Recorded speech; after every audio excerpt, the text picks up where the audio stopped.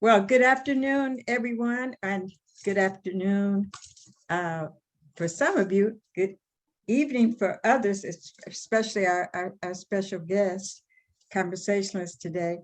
Welcome to our final messy conversation of the summer quarter. Time really is flying, and we're very, very excited to welcome Dr. Sam Dinga, who will be in conversation with Jacqueline Rose, our very own Jacqueline Rose.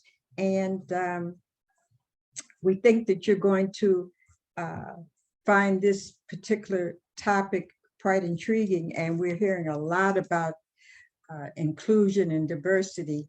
And the conversation will be focused on equity through the lens of equity, time. Equity breeds diversity and inclusion. And so I think that this is very interesting approach to diversity and inclusion. So I want to not take up too much more time, and everybody, thank you again for coming to Messy Conversations. As I said, this is our final meeting of the quarter. We will return October 17th. I know that seems like a long time, but we have some fantastic topics that we'll be presenting in the fall. So we'll be looking for you then, and you'll get some announcements as we approach October. So without further ado, I would like to introduce our very own Jacqueline Rose. Take it away, Jacqueline. Thank you, Professor Dr. Giles.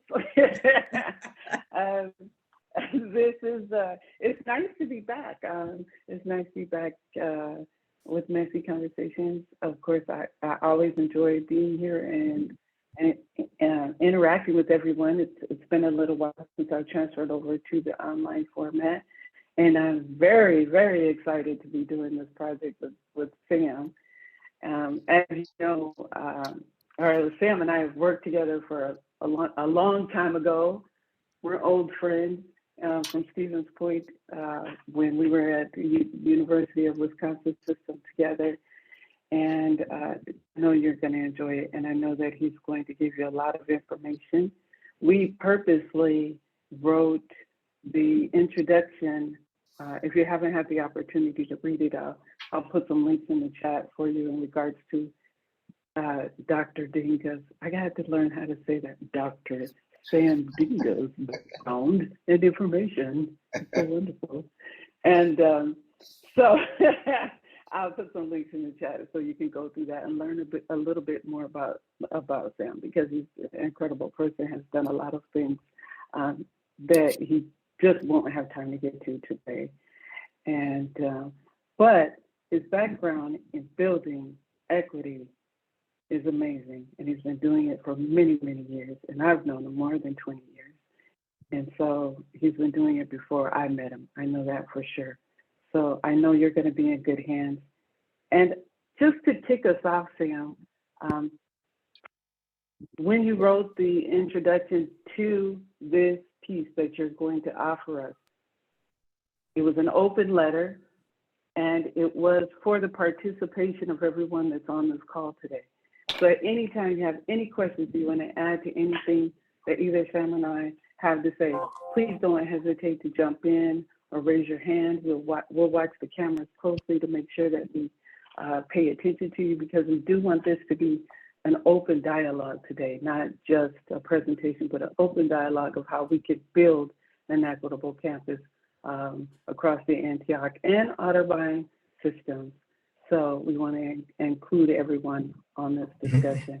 But I'd like for Sam to start and just explain to us your definition of equity, because it's a little bit different than other people's. I think it's a little bigger. So can you do that for us, Sam? Yes, I can. Yes, I can, Jackie. Thank you for having me. Can everyone hear me? Yes. All right. Thank you. And thank you for those who have their videos on. Zoom is kind of a different beast, you know, we're learning to all the communication 101 that you learn. Zoom makes it challenging because you cannot really see everyone and facial expressions and body language and all that. You might be putting people to sleep without knowing. So thank you for all those who have their cameras on. Um, I would like to start by saying I live and work in the ancestral land of the Ho-Chunk and Menominee people. And my name is Sam Dinga. My pronouns are he, him, his. And please feel free to address me as Sam. Jackie, do I have access to sharing my screen here? Yes, at any time. So when Jackie and I were working on this, I had said sometimes I try to avoid doing this old school of going through slides, and I'd like to throw out topics and then have people ask me questions so I can actually talk from what people are interested in learning. But I thought maybe I'll put some framework and we could work around that. But feel free to stray away from any of what I'll share with from the slides. Um, I'm more interested in us, learning from each other, and I ask questions. You ask questions, and I talk about the topic from my experience, from my lens, and hopefully you get something that you're looking for. Um, Everything I say will not be necessarily new information, but I think I bring a different perspective from my privilege of having lived uh, in both in Africa, and lived and attended school in both in Africa and in the United States, and the opportunity to work and live in the United States, both as a student and as a married man of color in central Wisconsin. So I bring a lot of different perspective that I hope you can benefit from. Um, so let me try to share my screen here and we can quick go through some of the slides that I prepared for you. Then again, the bulk of this conversation is going to be from the questions that you throw at me and I can try to address them. So let me see if it's going to work here. Uh, I think there's a way to play this.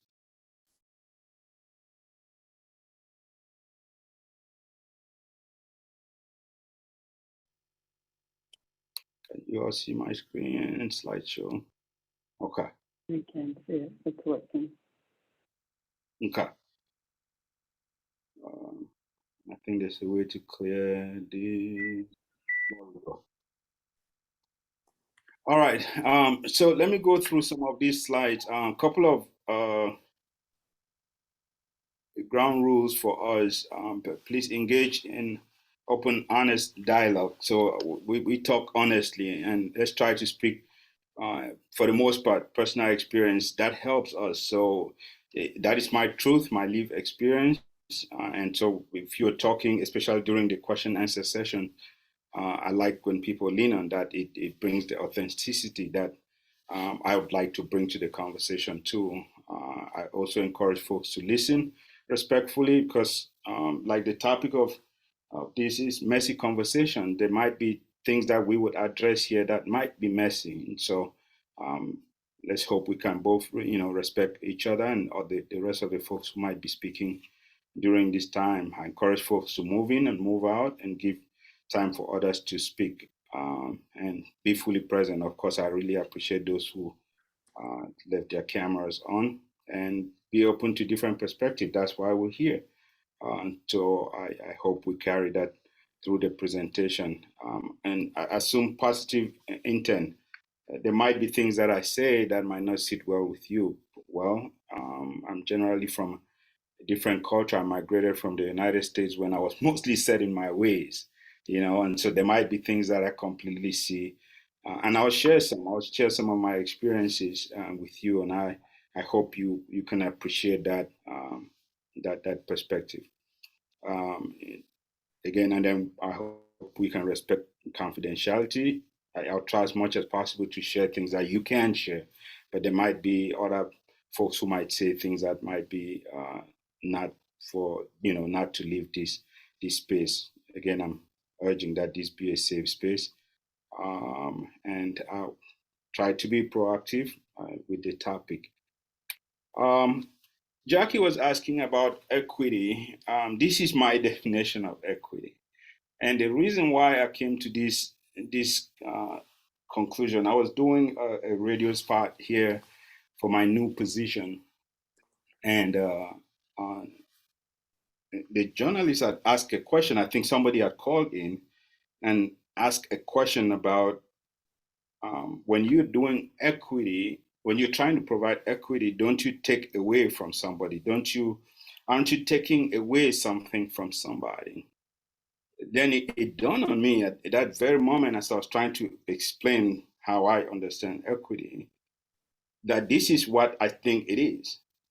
My example was if a family goes to a restaurant to eat and they have a child, a baby, and the restaurant provides a booster seat for the baby, it doesn't take away anything from the families or any other guest at the restaurant. It just allows the baby to participate in what's going on. That's how I see equity, right? When we are trying to provide equity, we're not taking away from anybody. We're providing the tools that people need, right? The tools that people need to succeed, to achieve their goal, whatever that goal is.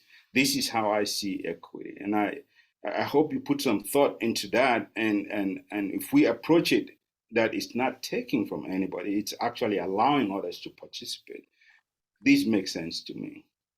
So again, I wanted to share that this is how I continue to see equity and try to define it from this angle. Again, because I was confronted with somebody who felt that in the quest to um, provide equity, we might be taking from somebody. And so, mindful of that, this is how I approach it.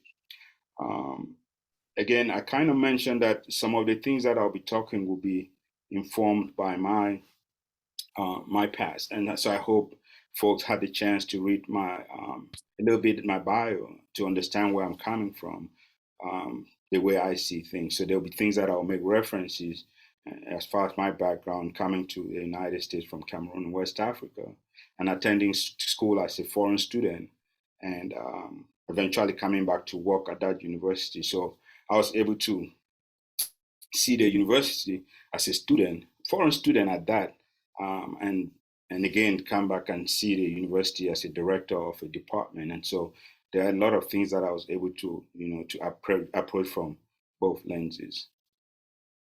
Um, Equity gaps. So in the past we used to talk about achievement gaps. I think we're slowly now shifting and talking about equity gaps. Because when we talk about achievement gaps, it seems like we're putting it on the people who are not achieving, right? That is where it seems like that's where the issue is. Um, One of the jobs that Jackie and I did was we headed a full ride scholarship program, the Noel Campus Scholarship Program, and I think that's what my friend and colleague Jeffrey Mburu, who spoke during one of your messy conversations, talked about. I'm assuming because I attended part of his presentation. What that program During that program, when we administered that program, um, I quickly realized, because we would go to Milwaukee, which is a big city here in Wisconsin. I quickly realized that we recruited students from Milwaukee to come to central Wisconsin. I'm sorry, I cannot, you might not really get the full picture with the not knowing the geography, but central Wisconsin or Stevens Point is a predominantly white city. And so we recruited these students from inner city, from some of the poorest neighborhoods and schools, right? And we brought them to Stevens Point to go to school. You could tell from day one that there was real gaps in almost everything between these two students, and they were expected to compete and achieve and succeed at the same level at UW Stevens Point. Now, nobody was saying that they're expected to achieve and succeed at the same level, but there were things in the system, in the structure of the university. Take scholarships, for example. The criteria were not written to take into account where people were coming from. There were blanket criteria that say you must meet X GPA, meet this and meet these standards to qualify for these. But we know those schools were funded by uh, home insurance, homeowners insurance, and where you live, the zip code where you live, determine how much money your schools were getting. And that's why some of the school libraries, some of the schools had more police officers than social workers, than the school counselors, than some teachers. Right? There are schools in inner city Milwaukee. You have to go through 2 or 3 metal detectors before you get into the school. And now a student leaving that school to come to a school like University of Wisconsin-Stevens Point to compete with students who are coming from, say, Whitefish Bay. Jackie, you understand these schools in those areas. Those are equity gaps that are already set in motion, right? And these gaps will follow these students for the most part. They will follow them unless people were intentional, right? And I'll come back to this point about being intentional. Unless both the schools and the programs and the administration and administrators were intentional about addressing these equity gaps, the ones that the students are bringing with them, and the ones that exist within the school structure. If schools don't address this intentionally, students will wander through and meander and navigate, try to and graduate, but they are graduating. Even at that point when they're walking the stage, they're still having 2 different degrees, I used to believe. I still believe that because they're living, sometimes we mismatch and patch up these students and graduate them for whatever reason, but we know they're not ready, right? But we graduate them and they walk the stage. But unless schools address these equity gaps intentionally, it has to be both in the programs and looking at policies and practices and address these equity gaps. If we don't do that intentionally, we will continue to promote what they're coming with, the baggage that they're bringing because of the disparities, the equity gaps that exist in how schools are funded. K-12, how they're funded, and how they got into school and why they got into school in the first place. If we don't do those things right, we're just continuing and pushing them through. Again, those 2 different degrees will fetch different jobs. So equity, so we're talking more about equity gaps versus achievement gaps, right? We're not saying the students don't have the responsibilities to do the work to achieve, but we're saying we have to provide the tools, like I talked about, giving the booster seat to the student the child who needs it.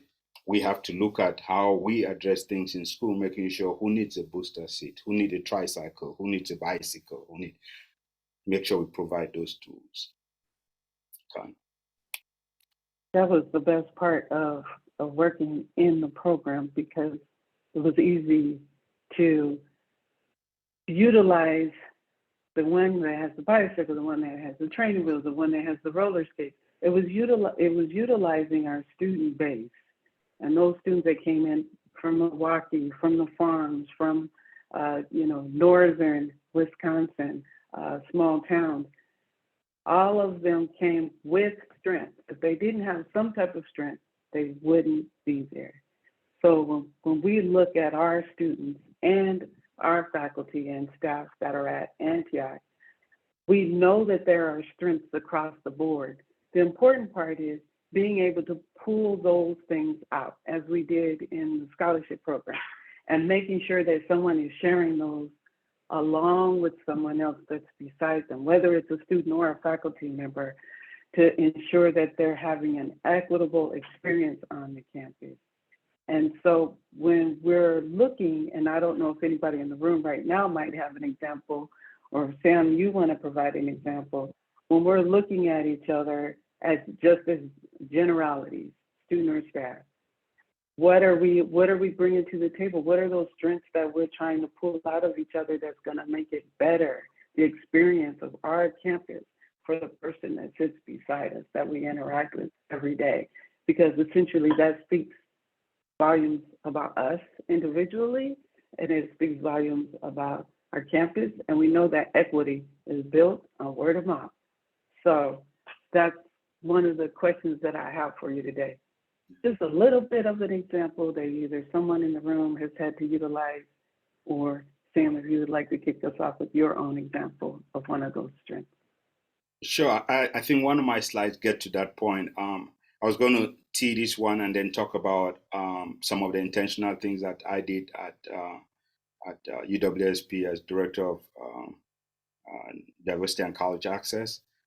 So this next slide is just some numbers that I always find fascinating. Looking at um, um, first generation students, I'm sure you all have those in your schools. Well, I'm assuming you have some of those in your schools, and they come in with a lot of real challenges. My wife was first generation college student, and so some of the things that she went through, I saw that when I was director of diversity and college access. And so there's no doubt in my mind that these challenges, every university needs to really look at them, name them, and address them. When we look at retention of students, African Americans compared to the general population, these are some numbers that I wanted to share. But what did we do when I was director of diversity and college access? We looked at all the challenges that students might face when they're in college, and we grouped them, and we put them under these four major topics. That what will make a student who comes from any part of Wisconsin to go to school here, a student of color or LGBTQ plus, what are some of the top things that could make them quit school? We put all those things, and these are the four things that we found. Lack of confidence, that was huge. Students coming just shocked. There were times when we went to recruit students in Milwaukee, and we told them we're coming from Stevens Point, and they'd be like, "Is that in Canada?" So they don't even understand where the school is. Uh, and so that lack of confidence would affect their first semester, which is crucial, first year, which is very crucial in making friends and being a part of the institution and feeling like they can do this, or even the confidence to approach and talk to others. Of course, academic challenges. We talked about those equity gaps, bringing them from K-12, especially in high school. That follows them. And so academic challenges was part of those big issues. They start skipping classes because they don't understand the subject. Just even selecting their classes, there are challenges as part of that. Then there are institutional policies and practices, and I'll speak a little bit about that a lot because I really experienced some of those when I was a student. And another big piece is finances. So those four major things affected a lot of students. And again, schools, I really encourage schools to look at, what are the top four things. And I bet you these ones will always rise to the top, and name them and intentionally address them. So seeing this, I want to talk about how we try to address some of those things. So with the lack of confidence, um, some of the things that we did were we created safe spaces, those social spaces. Within our school, we had a Gender and Sexuality Resource Center for LGBTQ plus students and students who are interested in those topics. We created the Native American Center for the Native American students and students who are interested in that. We had uh, areas for students of just students of color. They had their own areas where they could spend time. And so creating these safe spaces provided an opportunity for students to, hang out with students who look like them, and they build communities and create celebrations the way they wanted it. It is a vital tool for universities to intentionally create those spaces. It costs money, so you have to put your money where your mouth is to create these spaces and put either coordinators or program directors to coordinate these spaces and help them. You'll be surprised. There are a lot of students who will talk to those coordinators than talking to their teachers. They feel comfortable in those spaces to address things that are happening, not just academic work, but personal issues that are happening. They feel comfortable talking with those people, and in those spaces, they could build that growth mindset, build confidence, share challenges. So, intentionally creating those spaces will help students. Um, when it came to academic challenges within my department, what we did was we leaned heavily on departments that had the skills, the funds, and were designed to help. But we were intentionally approaching them as these subgroups that we wanted them to address. So without taking away from anybody, we would work with the Tutoring Learning Center, for example, that was part of UW, still is part of University of Wisconsin-Stevens Point.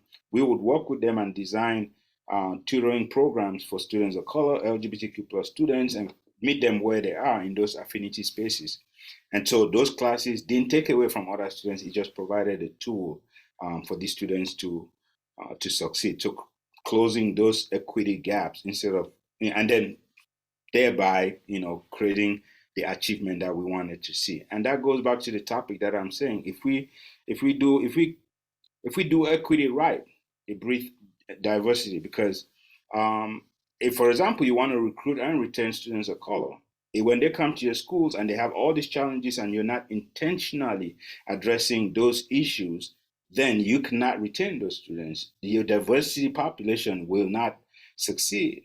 One of the chancellors that I work with, um, he came in and said he wanted to work to increase the diversity population. At the time, it was about 3%. By the time he retired, it was about 15%. And I could tell you step by step, there were intentional things that we did as a university to get to that point. So we could show the students and say, look, if you come here, we recognize these are some of the challenges you will face, might face, but these are the ways that we plan on helping you make that happen. And so it has to be intentional. We have to focus about increasing persistent rate, right? Because we just focusing about retention, not paying attention to the, week by week persistent, month by month persistent, semester persistent. That's where we start losing students in the crack. um, Creating summer bridge programs. Those are very vital tools for students, especially students of color. Those are those ones that I talked about coming from those areas where they're coming with challenges. And so creating summer bridge programs, those are vital tools and they're expensive, but they do work, right? It creates those affinity spaces for students to spend time together and learn from each other and then create the bonding that they need, builds confidence, and then they feel like they belong. And so those are intentional things that I hope universities will continue to create those programs and expand on those programs. Doing surveys and looking at what the students felt helped them and building on those experiences.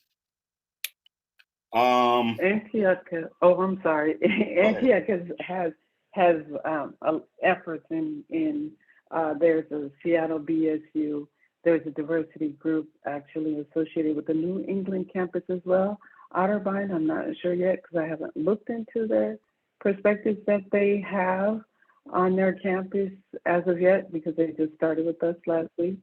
I did notice that there was a young lady, Angela, had her hand up, and I don't know if she can add a little bit to what you're saying or if she wanted to mention what you had said before you get too far into the affinity groups. And I wanted to give her an opportunity to speak. And if Angela, if you're still there. I am. That's kind of you. I thought I'd just pulled my question for later, but there was just something you said, Sam, I wanted to understand better. Sure. Is that folks are graduating with 2 different degrees. What did you mean by that? Like a bachelor's and a PhD, or like degrees that didn't have value in the workplace somehow? Right. So let me back up a little bit and start with, say, I now work for the school district, so I work in K-12. Our school district has an alternative high school.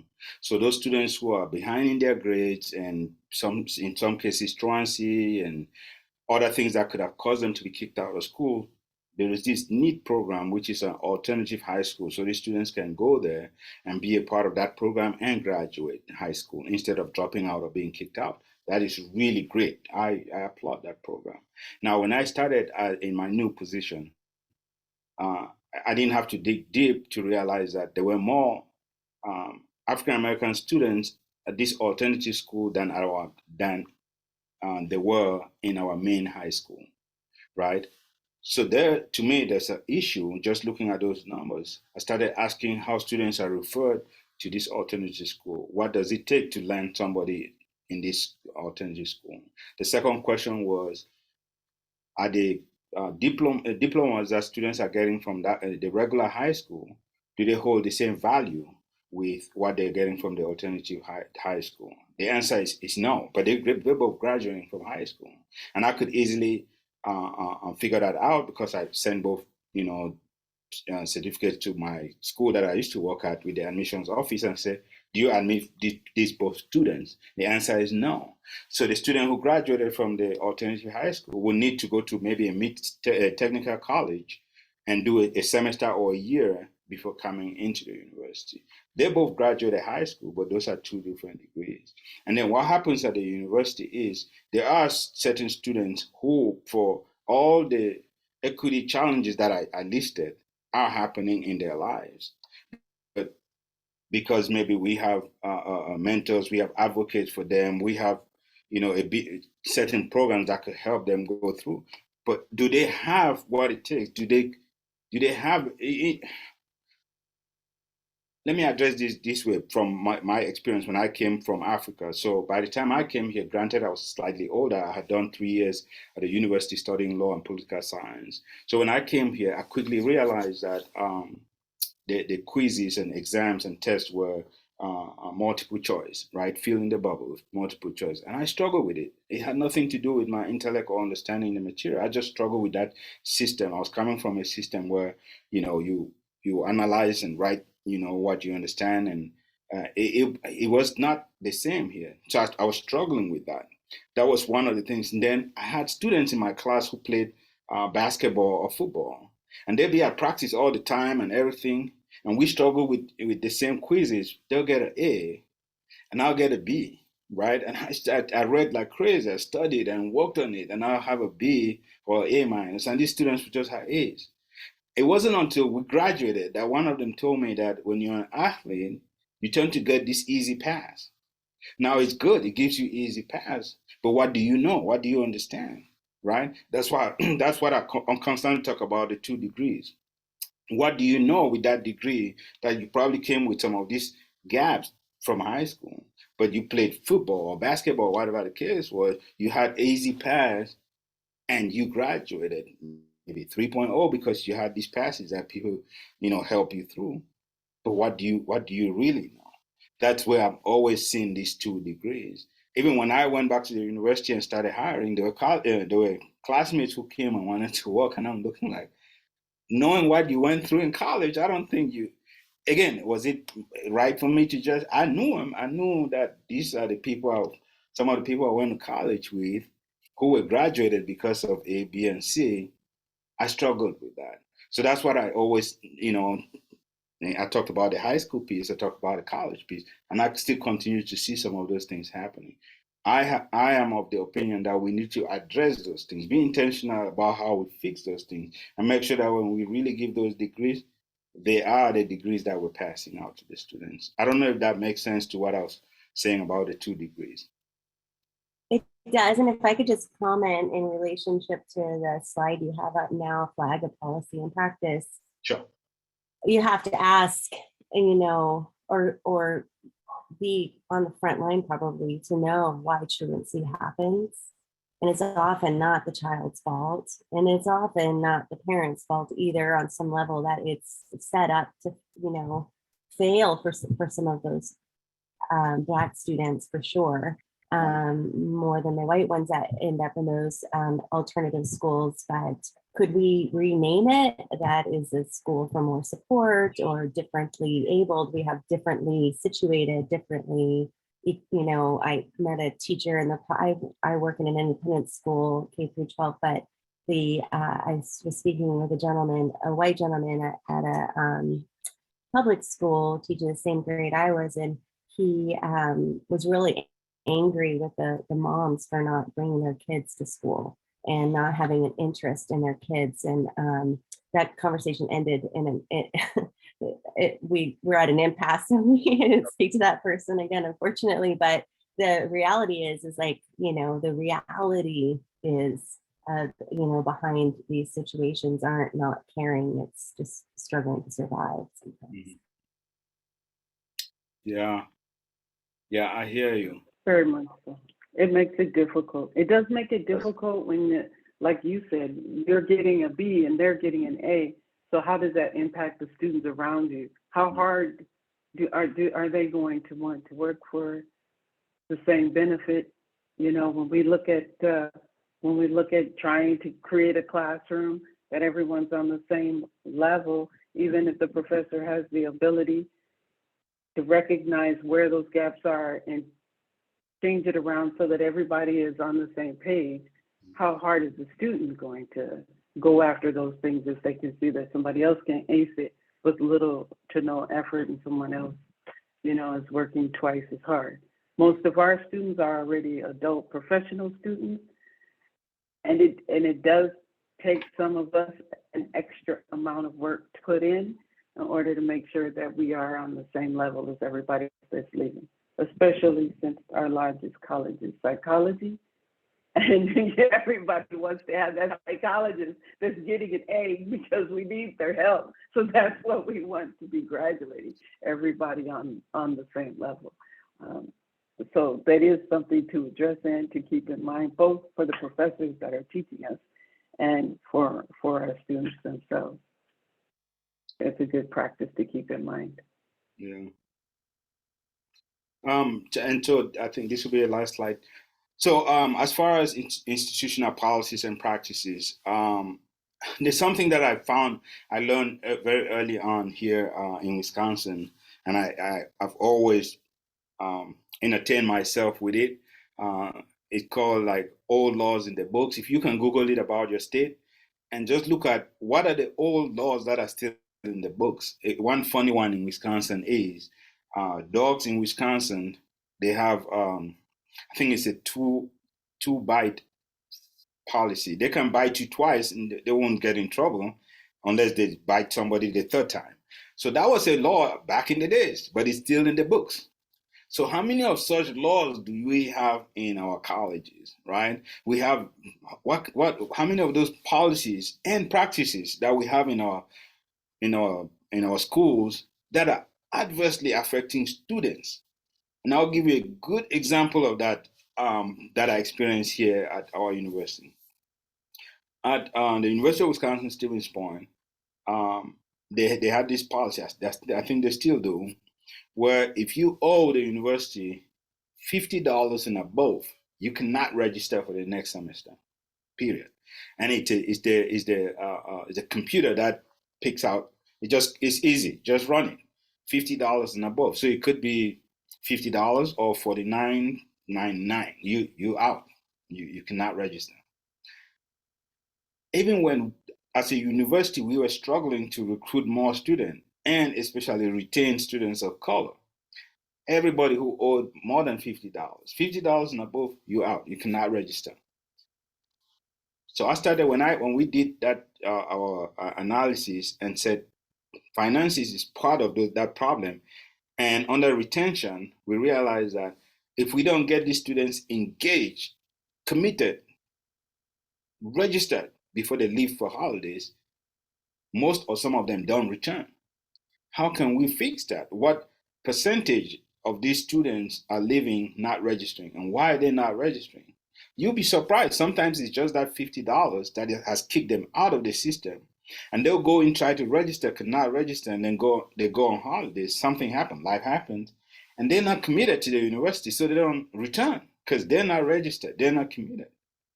So as a department, I I searched around for a lot of different scholarships, and I had some money, close to about $30,000. And I said, I went to the admissions office. I said, hey, can you give me a list of all the students who have not registered who owe somewhere between $50 and whatever the case might be? I had a threshold, I think it was like $200. Can you give me a list of those students? Now, it took me 3 weeks from the first day I started trying to get that list, going from admissions to financial aid to just, I was getting the runaround. And when I eventually got the list, we had about 330 students on that list. And I looked at all what they owed, it came to just slightly close under $3,000. That same afternoon, I awarded all that scholarship to the students. My 3 staff and I, we called every single one of them and asked them, have you registered? They said I was blocked, I could not register. I said, you're clear to register. And that same afternoon, we registered 90% of that population. Same afternoon. Now, what that showed us is we have a system that was preventing us from getting the students registered, not getting them committed before they leave school. Then when they go home, they just don't feel like there's a need to return. Because once they're not registered, the system kicks them out. We're not communicating with them. We're not making sure they're ready to come back to school. We're not keeping in contact, prepping them and helping them with whatever they might have. Some of them didn't even know. They just know they cannot register. First generation students, for example, veterans. There were a lot of those students, adult learners who were just, the system kicks them out. They're struggling to get back in, can't get in. They don't get any communication. They're gone. So in doing that, addressing that policy that the university had, nobody, it's an arbitrary number if you ask me. Nobody made the university decide on that policy. But nobody was addressing the policy that was affecting students. So from that experience, what I created within our university, and I'm giving you permission if you want to adopt that, we created a policy of practice, and it's still on the university's website. You can go there. Any student can flag any policy or practice that is adversely affecting our students. Now we formed a committee of staff members across campus. If any policy or practice was flagged, we would call in, right? We don't call out. We didn't call out anybody. We'll call in the department, the individual, or whoever who is enforcing or creating or handling that policy or practice. We'll call them in and discuss it with them and tell them that this policy or practice that you're doing, this is how it's affecting students. Now, are there other ways that we can tweak and change and address this policy? If you go on that website, you can see the number of policies and practices that have been addressed already. You won't see the ones that are flagged because we want to call people in. We only celebrate after it has been addressed.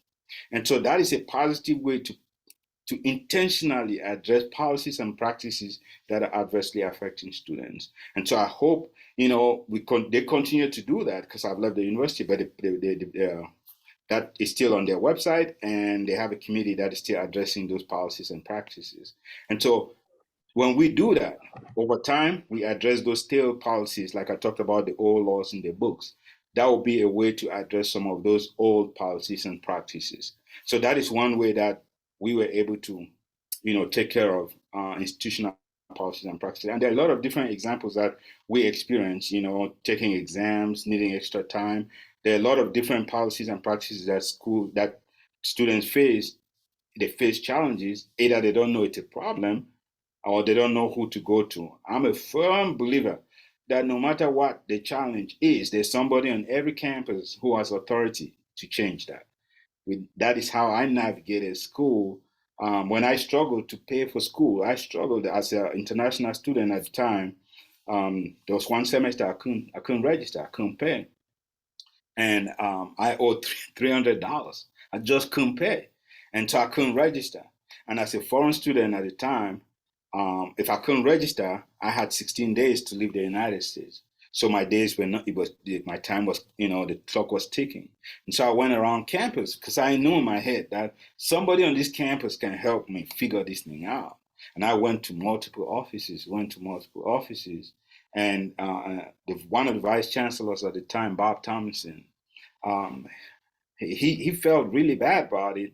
He made a few phone calls, and I had an emergency loan through the International Programs Office that allowed me to register and graduate. If I didn't take that initiative, and if Bob did not listen to me and go the extra mile and make those phone calls, I could have not been able to register. I could have left the United States without a degree because of $300. So sometimes some of the policies that we have in books, it can really, really change a student's life. I really share that. That is one of the things that every time I sit at my desk or doing any addressing or working with any student, I keep saying, this is my Bob Tomlinson moment. I got to find you that $300, whatever it takes. I guess I still had the financial piece. So finances, like I was talking, I have those challenges. I already also talked about the scholarship that Jackie and I worked on. A lot of universities, a lot of colleges still struggle with how to design and create scholarships to support students of color. And I understand there are still cases out there. I don't know if they've made any final decision on most of those cases that were out there 3, 4, 5 years that some of those cases were started. But universities and colleges still today have been able to create successful scholarships to support students.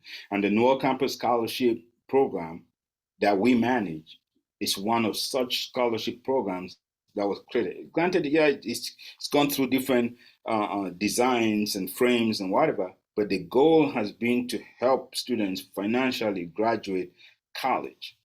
And I've seen other universities working through their alumni offices to create those programs, right? Talking to alumni, and they'll give back and say, I want this scholarship money to support students. It's not taking away any other scholarship, it's just supporting students. If schools don't pay attention and intentionally create those scholarships to support students and find those equity gaps and close them, students will continue to leave, right? You miss out on the retentions, and you saw the numbers on students not graduating because of the financial piece. And so, but again, we cannot shy away from, the challenges that it takes to manage some of these scholarships and not create them. Again, alumni office is one of such places that we could do foundations, creating a foundation for the university or endowment, right? Those are ways that we can create opportunities to support students financially. So again, I kind of looked at your website, Jackie. I didn't see something. I was trying to see if there was a foundation or some alumni program. I didn't see it. Was I missing anything? You did the same thing I did when I first got here. Okay. I should have told you that. No, I actually looked for a foundation as well. I haven't seen one. I don't believe that our campus has a foundation. Okay. And that might be for someone else to answer, because we're sister campuses and there is this main campus. I haven't seen one as of yet to find out if there's a resource that students have. Also, I was questioning, because I'm actually becoming close to graduation soon, and how as an alum one day would give back to the campus if they wanted to do that. That's another thing that's concerning, because that's the way we build. If we have confidence in our institution, we want to give back. So that's important to me. I don't think we have one. Okay. So I did not miss it. I kind of just pulled back because I thought there were multiple campuses. Maybe I'm missing it. I don't know how they're structured, but I did look around, and I didn't see anything. So again, I encourage that's a good avenue to be able to create some of those scholarship programs to help support students financially.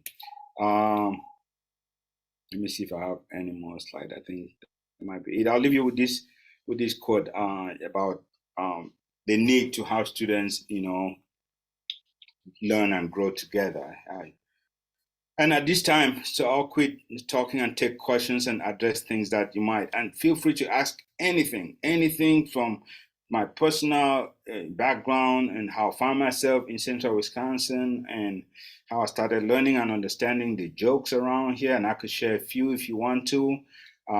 Anything, you ask anything, and my experiences in both.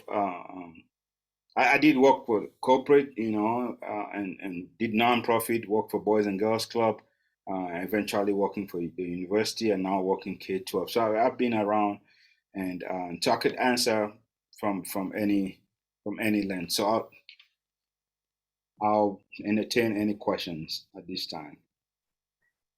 Hi, Dr. Sam. This is Joanne. Nice to meet you. Nice to meet you. Best friend, I'm originally from Singapore. My best friend actually lives in Sheboygan. She says it's not far from Milwaukee. And 2 weeks ago, I was watching United Shades of America. I love that show. Have you watched it? United Shades of America. I can't remember the name of the host, but he's an awesome guy.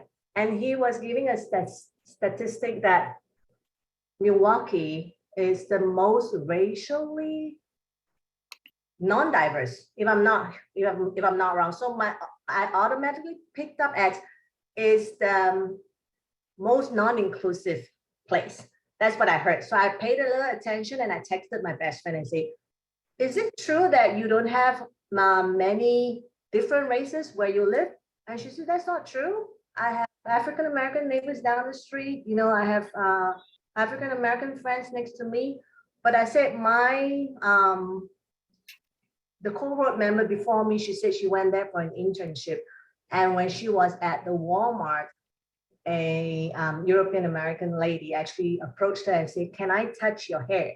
So when she told me that experience, I was quite shocked. Although I'm an immigrant to US for about 20 years now, I didn't think that we are not that diverse yet. But can you share some of your personal experiences and opinions about what I just said? Yes. So Milwaukee, people said there are, and I don't know if there's a study, but there are pockets of places where people say that about Milwaukee.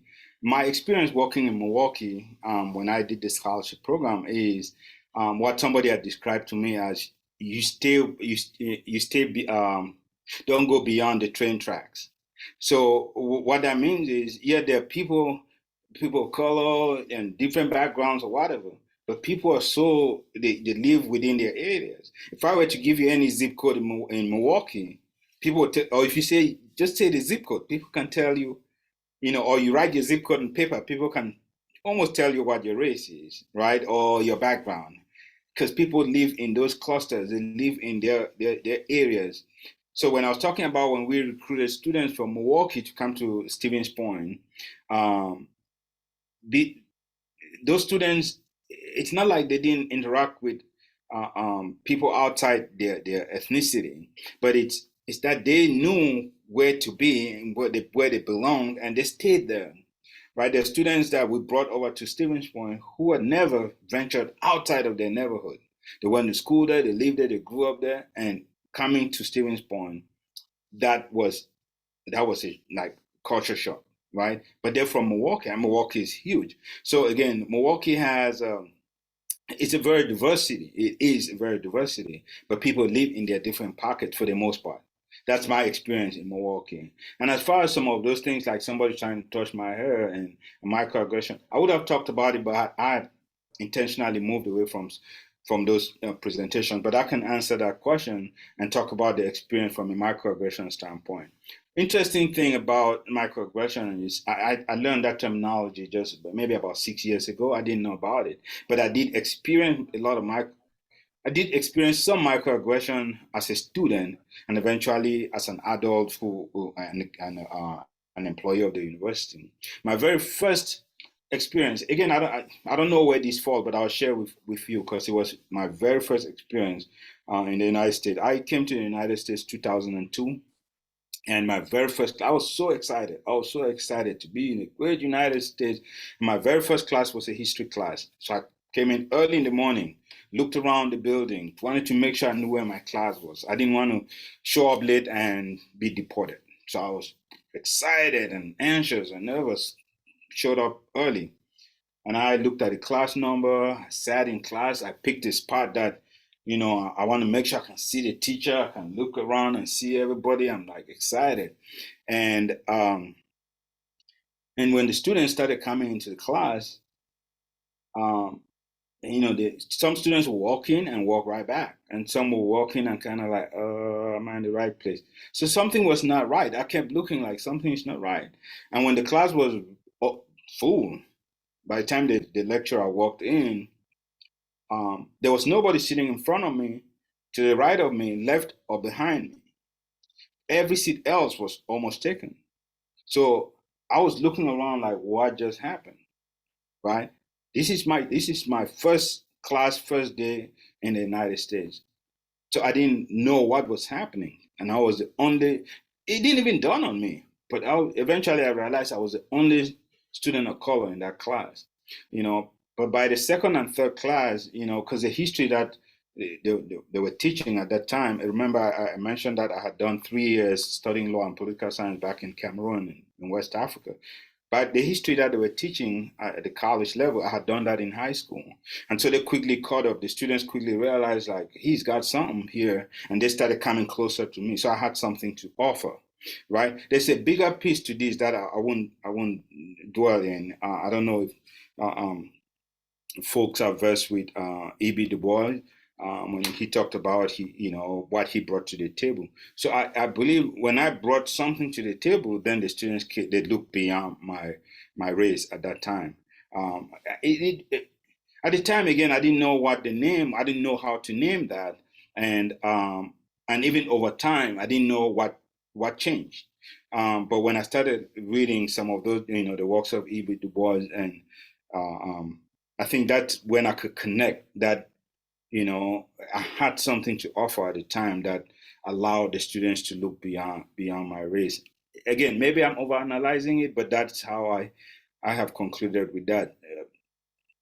Again, another experience about microaggression and touching here, and I had described microaggression as that paper cut that won't kill you, but a lot of them could bleed you to death slowly, right? And I had that experience one day. I really had one of such experiences where I had a long day. It really started rough with my daughter at home. I was ready for a presentation. She spilled orange juice. I was really upset. So I already had a tough day leaving my house.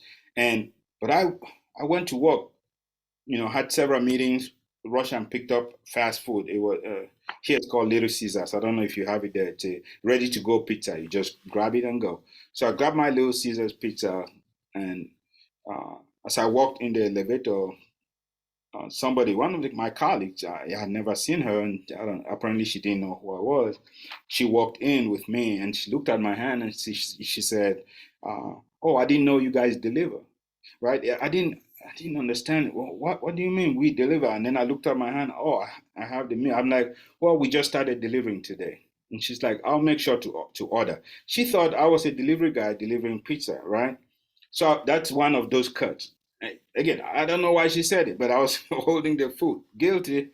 So I walked in with her, and as I sat down, another person, said something to the effect of, I don't know if you guys' hair are soft or spongy, and just touched it. Again, now by this time, I had already known what implicit bias is and all that. I knew what was happening, and I was like, "Oh my God, more cuts today!" And I throughout that day, I think I had about 4 or 5, right?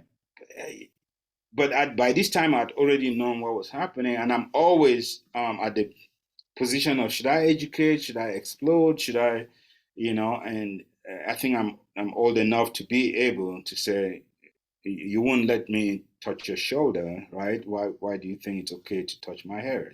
So I'll use examples that make sense to people, instead of just saying it's not polite, it's not this, or this is what it is.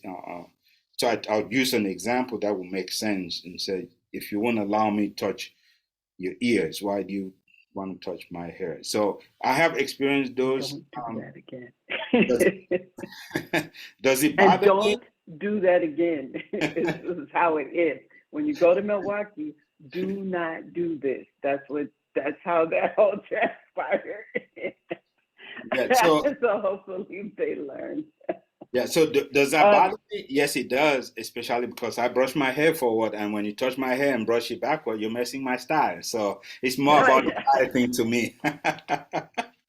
Excuse me for a minute, Jacqueline. I I've just been made aware of the time. This intriguing, very informative conversation, Doctor. We appreciate it.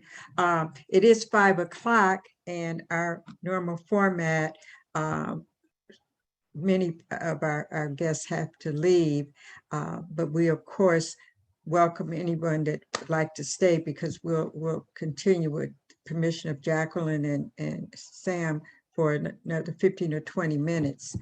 For those of you that have to leave, thank you once again for joining Messy Conversations. We will see you in October. There will be some announcements, but thank you for joining us. And again, thank you, Jacqueline and Sam, but we'll continue in a moment. Thank you. I hope Bonnie is still there.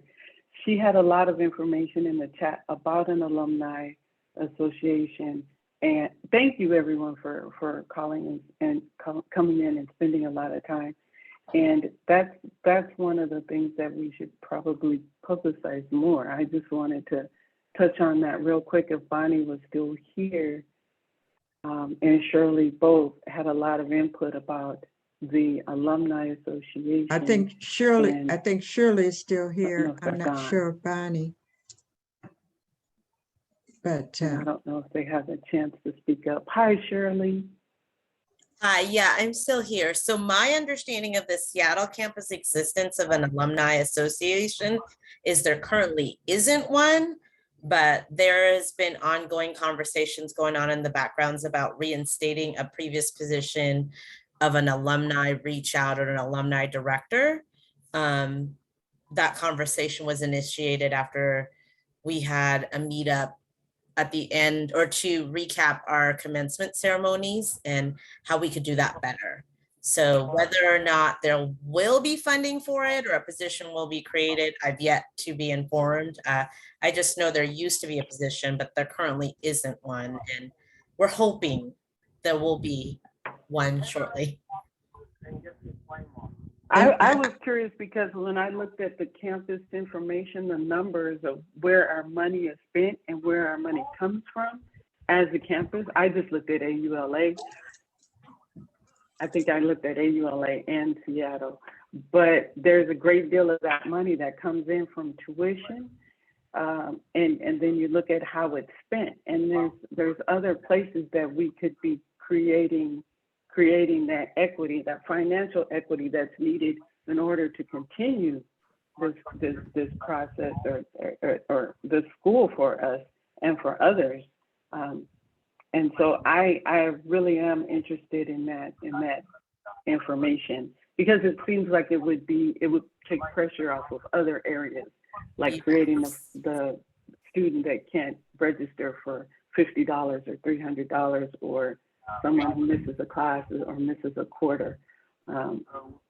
So those are the kind of, and affinity groups. I mean, the more financial aid you have coming in and more resources and funding that you have coming in, you could create this equity across the board, and it's not all spent in one place.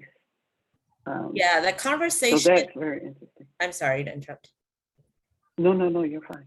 The conversation centered around there's definitely an untapped resource there, not only financially, but in retention and mentoring wise. And if there was an alumni association, we could invite them to commencement ceremonies, and if they were available to help staff such a huge event.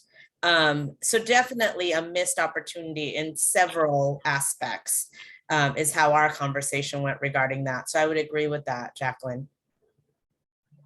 That sounds great. Thank you, Shirley. That's awesome. I think Bonnie. I'm sorry. Bonnie has a question.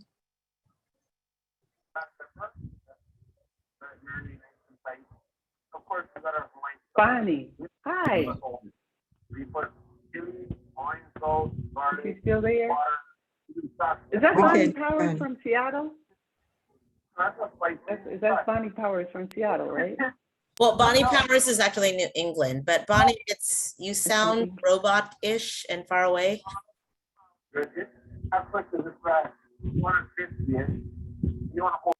Yeah, we can't hear her. I'm sorry. Oh, I'm glad that she came today.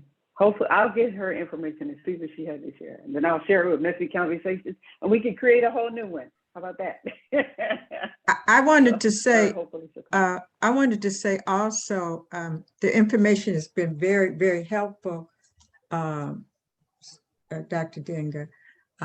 I do know, and perhaps David or someone else might chime in here. There was an association, an alum association, and there were activities, annual activities. I'm not sure where we are now on that, but I was actually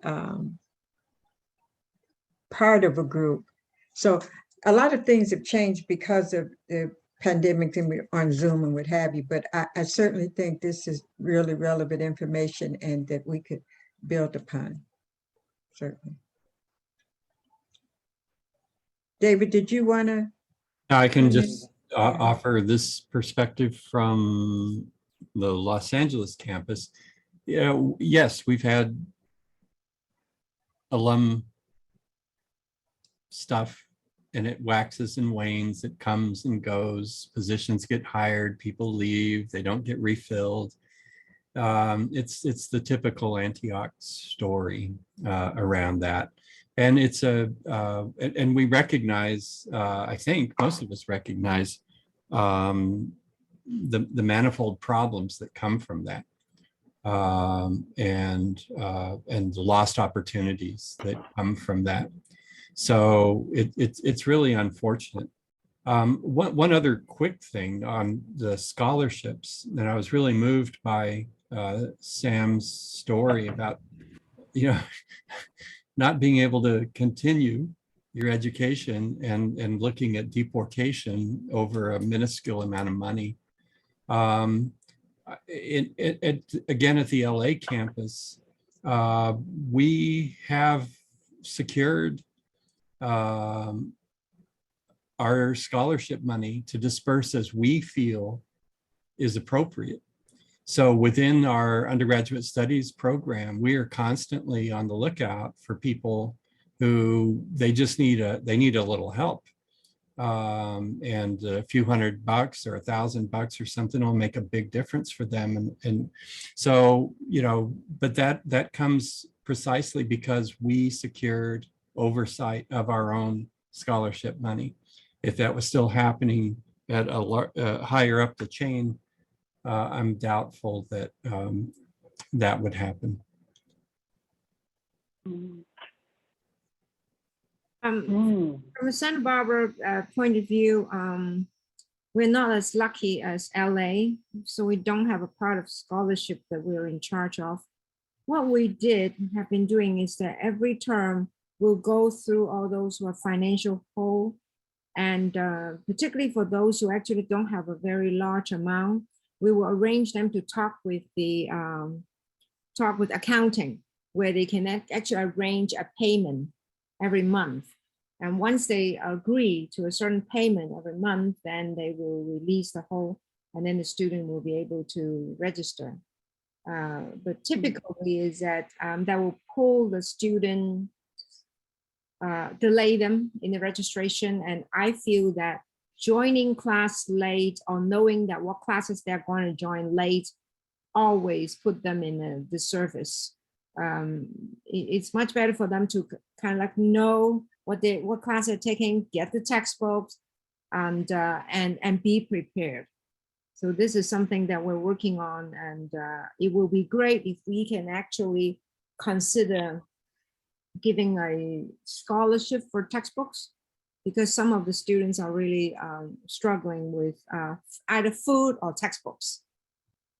So it is it's really not easy, but encouraging them to speak up, to tell us more about their challenges. Not exactly that we'll have to answer what to do, but at least we can help out. So in Santa Barbara, I found a donor, and a donor said, well, okay, what is the thing that you really need help most? I said textbooks. Students really need textbooks. And then he agreed, he sent us some money. And for a short period of time, we actually can sponsor some of the students who are in need on the textbook. And that definitely helped those who can possibly be behind in the program. So. Wonderful. Okay, I see Bonnie, It's, that you able Can you to hear me join us. now? Yes, we can. I got it on my, I got it on my Welcome back. computer. Welcome back. Thanks. So I've been at Antioch for, I don't know, since 2004 with a minor hiatus in there somewhere, but I've worked with a lot of the alumni and development people who have been on different campuses.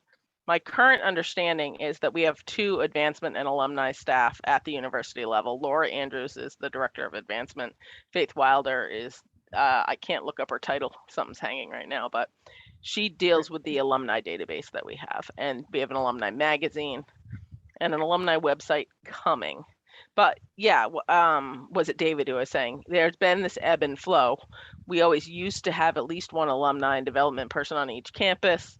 Those sort of got subsumed when we became a university and there was more centralized support. Yeah, Director of Donor Relations at Antioch University, that's Faith.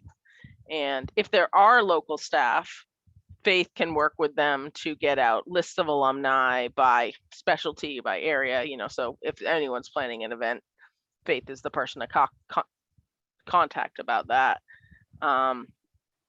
But, you know, Jacqueline Rose, as you were mentioning, Antioch doesn't have a huge endowment like a lot of other major universities. We have a very small, if any, you know, a very small endowment. So a lot of the funds that we work with, especially for diverse students, they're through grants and scholarships that are endowed, and they're often campus based because they started that way. So I know at New England, I can't speak for the other campuses, the financial aid office and the admissions department and the programs would all work together to help select scholarship recipients for the diversity scholarship, for the women over 40 scholarship, for all of the scholarships that each campus offers.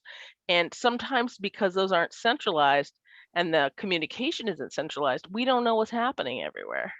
I think there's a larger, it's a very small footprint, but it's larger than we know because of a lack of university-wide communication. Campuses communicate within their campuses. And maybe with schools, you know, that might change. But I think there are some things out there and it is hard to find who to talk to, admittedly so, especially for alumni engagement. it makes it frustrating because the information to find out what money is there is easy to find. It's easier to find what the money is than how to access it. Just today, just in preparation for SAM, and I went to the National Center of Education and I pulled the numbers. So I know where that there's money out there. The numbers go up to 2018. And then there's a 2020 report that was available on Antioch University to see what those numbers are. And that's the part that makes it for a student that's researching what school they want to go to, or a student that's in the school that's just like Sam was looking for a foundation. You can see it sitting there. And I think that's the toughest part, to see the money sitting there and how much is donated, and then not seeing my student in the next course and knowing that, you know, it was that. So that's the part that makes it kind of why I thought this conversation would be useful for us to figure out how to connect them together. And that's probably a big question. Yeah, I might start all your of us. inquiries with your admissions office and your financial aid office to talk about what percentage of our scholarships, for example, go to new students versus returning students. You know, if you see, they may have got in and started with a scholarship. Yeah. And then how does that keep going year over year? Because it's definitely not, in my experience, been you're a 4-year student or a 2-year student, so we're going to give you this year and this next year. It's like, this is what we have to offer you, and it may not have a follow-up year. And then, Yeah. you know, Yeah. things have happened. So I was going to add, Point. Shirley, let me just make this point and I'll let you speak. Sorry about that. I was just going to add that even when those scholarships do exist, for equity's sake, it would always help if we pay attention to the criteria of who get the scholarship. We also pay attention to who is sitting in the committee that makes the decision on who gets the scholarship. Because there's sometimes you look at the Constitution or those who are sitting and making those decisions, and some of those people either didn't have those experiences, can't see where the students are coming from, and they look at strict criteria in the paper and say, so again, paying attention to who is making that decision. I know at the University of Wisconsin Stevens Point, there was one time they found a pot of money. I don't know where the money came from, and they were trying to figure out how they could push this money out and help students. And there was somebody came up with an idea that they should, students whose parents went to UW Stevens Point should be guaranteed $2,000, and if both parents did, they should get $3,000. And there was huge applause. That makes sense. And that's a good way of getting alumni. And I said, whoa, whoa, whoa, whoa, whoa, wait a minute. Way back when, Black people couldn't even go to school. It was against the law. So you're going to turn around again and have a scholarship that reward those who used to go to school when some people could not go to school. That policy is flawed. So just because I was sitting in that committee, I was able to point out that there's an issue with that strategy, with that way of dividing that money, right? And so paying attention on who sits at the table, right, makes a lot of. So whatever scholarship you might have, you might want to look at the policies on who qualifies to get it and who sits at the table to make this decision when they're looking at application forms. Even sometimes the requirement they say write an application that tells us your volunteer experiences and whatever. In the Hmong community, for example, some of those students cannot volunteer because they are the ones babysitting the little ones. They cannot write the same kind of essay that maybe a white student of a family of two can write because they have the opportunity to go to and volunteer in the local soup pantry. So paying attention to those little nuances, again, that can affect how students get scholarship or not get scholarship, even though we do have them. So go ahead, Shirley. Thank you, Sam. I did want to mention, I know on the Seattle campus, we currently have a Balmer grant or a Balmer Scholars Program for our therapy students, our interns. And we've been working with the Balmer family who've decided to donate millions of dollars towards student interns who want to work in clinical mental health settings and with populations, with clients whose populations are high, like low income or BIPOC clientele. And the program allows students to apply and get a scholarship while they're in their internship program. And then they are committed to working in this clinical behavioral agency setting for, I think, 2 to 3 years after. And part of that commitment includes additional career development while they're in the program and additional events where the Balmer Scholars will focus on doing assessments with students, like the strengths assessments that most universities don't provide, or additional career development on talks that, like, some students requested talks on different therapy modalities and understanding those differently and better than they had learned in the classroom. And so we're very fortunate. We get to offer this to our students in Seattle, and we have that partnership with the Balmer Scholars. Yet it's limited to students in Washington and students at the Antioch, Seattle campus. And as much as I appreciate I appreciate this huge investment into clinical behavioral agencies that the Balmer Scholars and the Balmer family are doing, I hope that at the end of the program, when we've tapped out all the funding, that it really is going to serve its purpose of increasing BIPOC therapists for BIPOC clients. And there's funding for universities to create a career development program, and there's funding for the internship sites to partner with universities. So it's very comprehensive, really great program. And I'm looking forward to the data that we gather as a result of students participating in this program.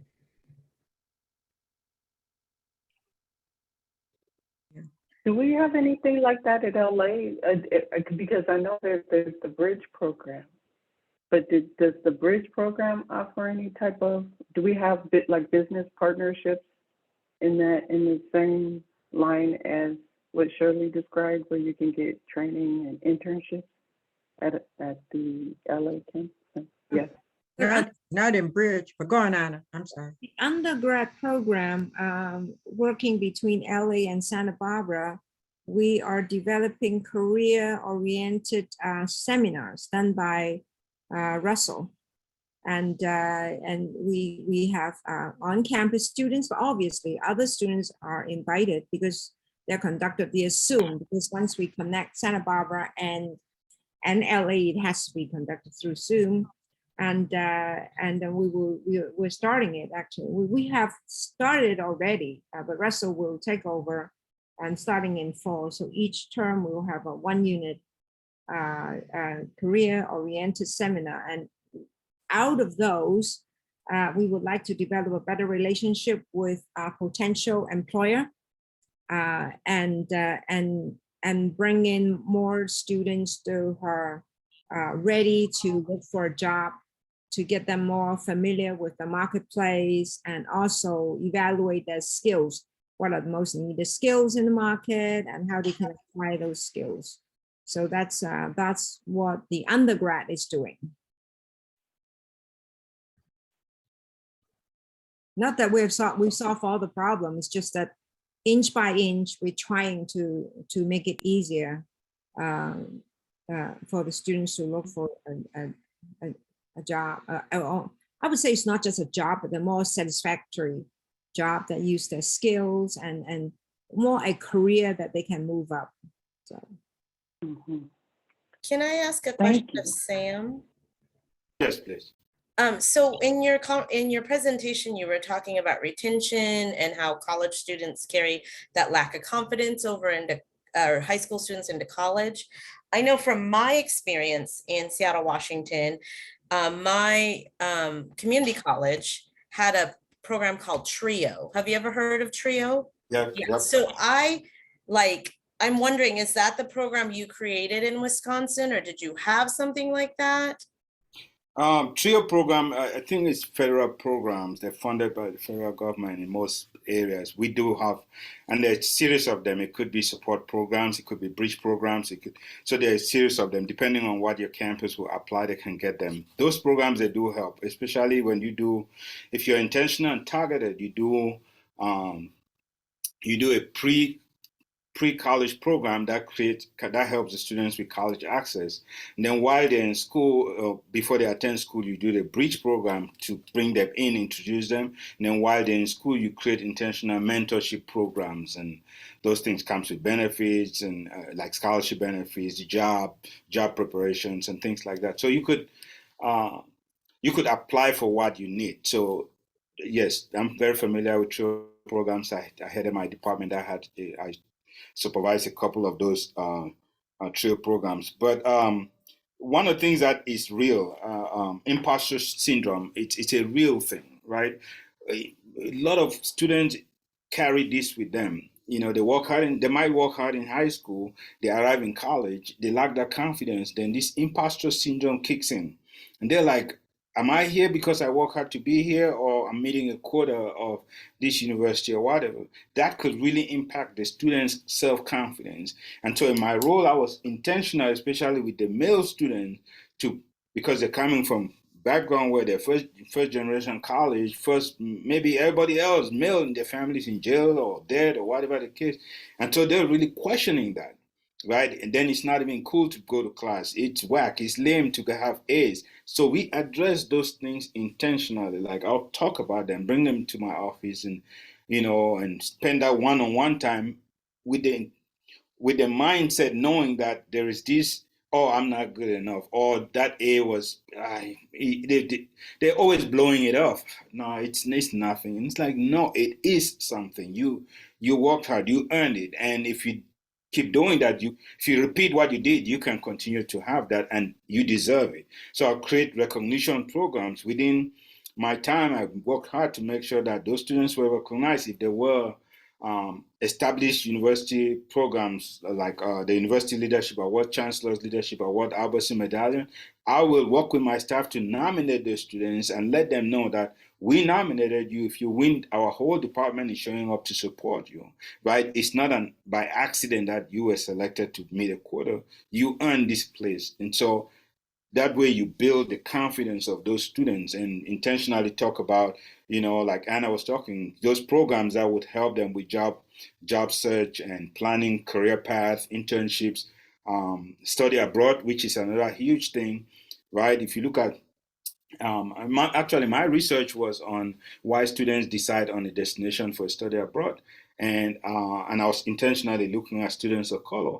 Part of the challenge, there's tons of study about nobody ever telling the students about studying abroad. And I remember I used to lead study abroad trips to Cameroon. There were students that I'll talk to about, I'll ask them, have you studied abroad? One of them said, and I'm quoting, isn't that a white student thing? Right? And this is a college student, third year, and I'm asking, have you done study abroad? He said, isn't that a white student thing? And I said, no, you can do this. And I worked with him. He'd never left Milwaukee, and he came to Stevens Point, and I'm taking him to Africa.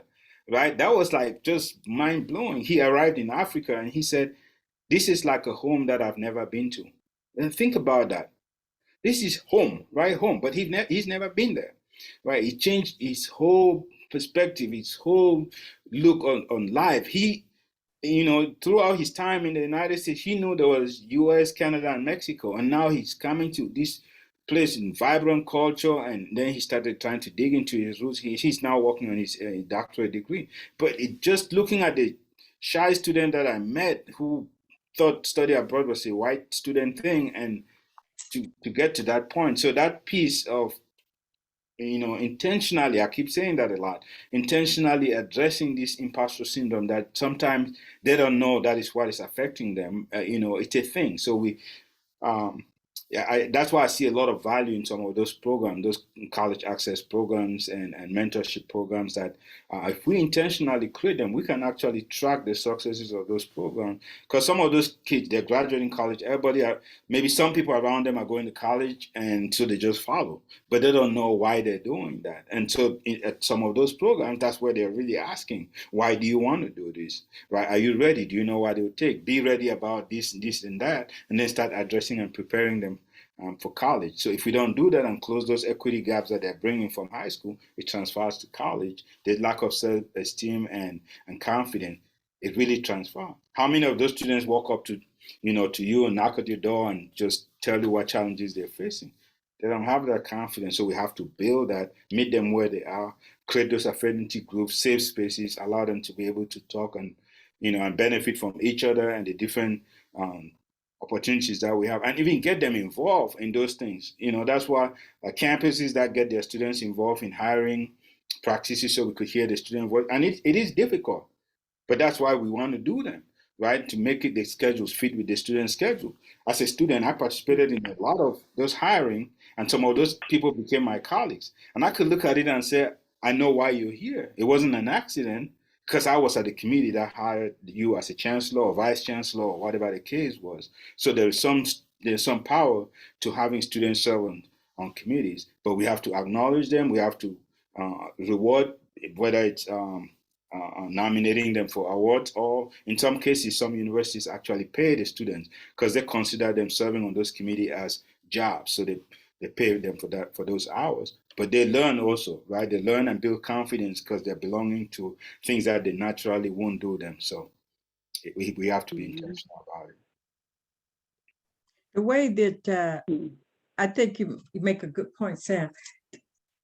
The setup and the hope how Antioch is framed, the type of interaction that you're speaking of from institutional level to the classroom goes to, like, in particular, partnerships that we might have with community colleges or community-based organizations. How much interaction Antioch students have with advisors, or starting in EdFile. And then, how much time do they actually spend with advisors? Then there's the classroom, the interaction with professors. If they choose to take a particular course, how much real critical interaction do they have beside with that particular professor area of expertise or research? I mean, I know that the students that, because my focus is African American studies, if they're sitting in my class community, then I know they have an interest in that. Now, once in a while, they might say, oh, I have one more class I had to take. I had to take, my advisor said, and I was just wondering about Black Panther Party, or I was just wondering about the Civil Rights Movement, or I had never heard of the Harlem Renaissance, blah, blah, blah. So I think that we kind of have to step back and take a look at how we're going to, interact with students, how much we want to get involved with community. Scholarships are a big deal. I mean, I just had a student last quarter, brilliant, so engaged. They said, oh, I have to come back in the fall. Missed the first session, had already signed up, so I was looking forward to seeing her. And then she sent a text, issues with, financial aid. So I'm gonna have to wait till the fall. We just have to connect. And I think obviously it's not just a problem at Antioch, it's all of these universities. Mm-hmm. Even the major universities, they can come up with, like at Harvard, if you make 54, the family makes what, 60 grand or whatever, they give you free tuition, but they're endowing the billions. But what about the other private university, liberal institutions, about what are we going to do and how are we going to do it? I think what you shared with us today really added a lot. And I thank you. It's informative. And I think we can take something from that today for sure. Maybe you could come back. We never have enough time. But that anytime.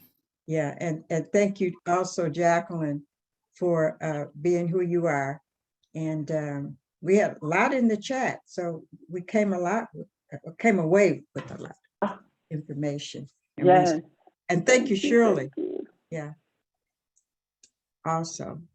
Thank so you. It's after 5:30. We definitely don't want to keep our guests until 7 o'clock. So, and it's what, 8:30, Sam, where you are. So yeah, right. So thank you. Thank you. Appreciate it very much. Thank you.